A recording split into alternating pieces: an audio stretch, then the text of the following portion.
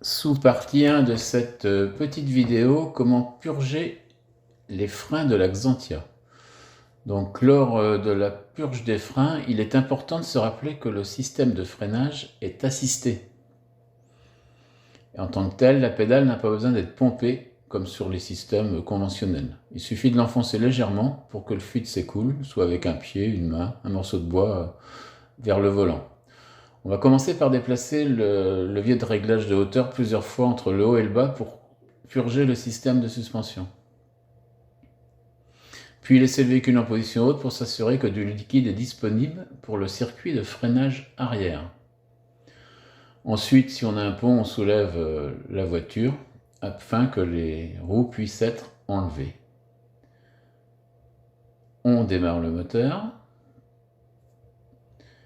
Et soit quelqu'un appuie sur la pédale de frein, soit, comme je l'ai dit, on met un petit morceau de bois entre la pédale et le volant.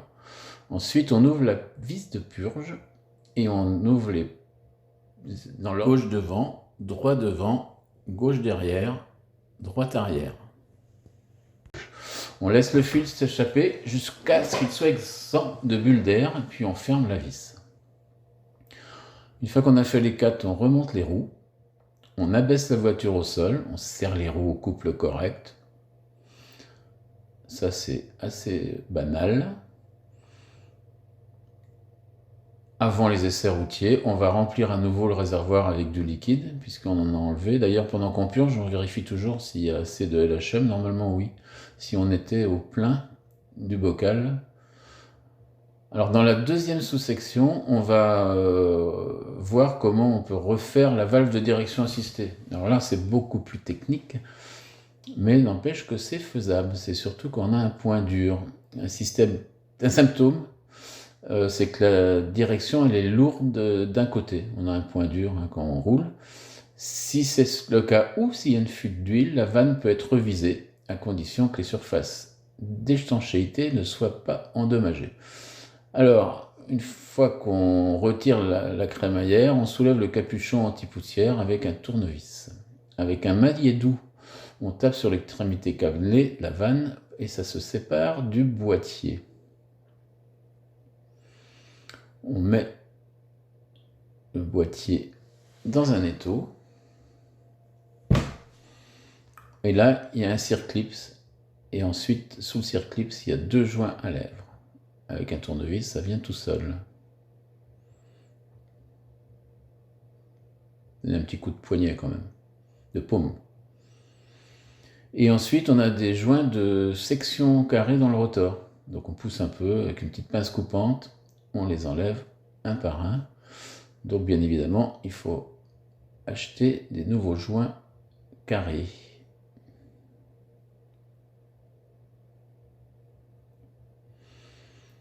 On nettoie soigneusement les composants, suggérer le White Spirit, mais l'essence va bien aussi.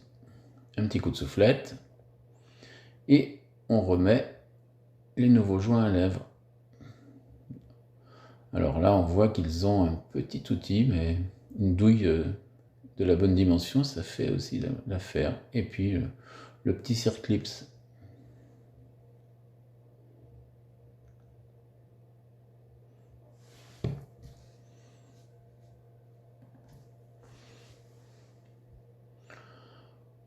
On lubrifie le joint avec de la graisse, avec son circlips. Et celui qui reste, le deuxième joint à lèvres, pardon, on va le mettre sur le rotor.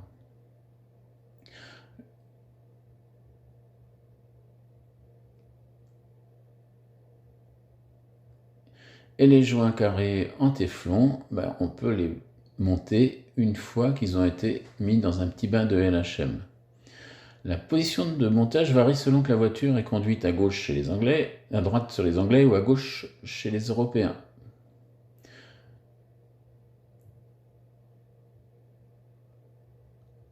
Donc là, on voit qu'ils sont bien lubrifiés. Alors, ils ont un petit outil spécial chez Citroën, on a le numéro de l'outil. Ça va l'étirer légèrement pour être placé dans la bonne rainure sur l'arbre.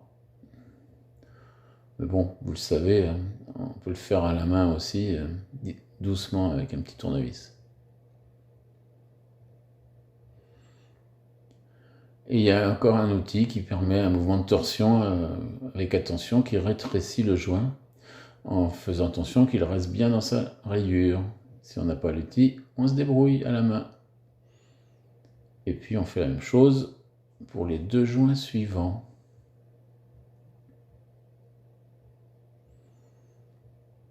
On lubrifie les joints et le boîtier, et puis on remonte la vanne.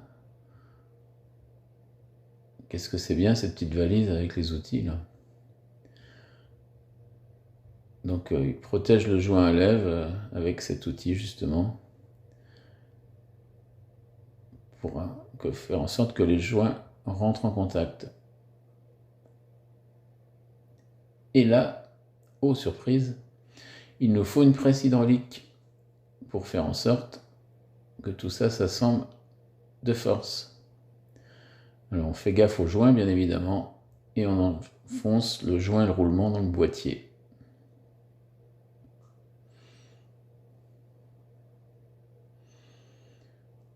Une fois que c'est arrivé au bout, on met de la graisse minérale G6 au-dessus du joint à lèvres et on remet le capuchon anti-poussière qui va protéger tout ça. Donc là encore, nous sommes avec un capuchon neuf.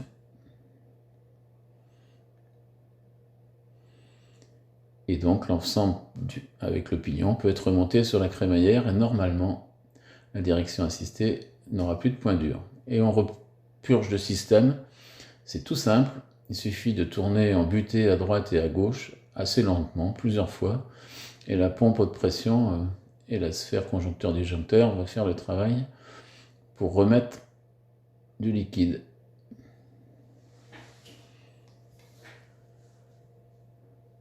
À bientôt!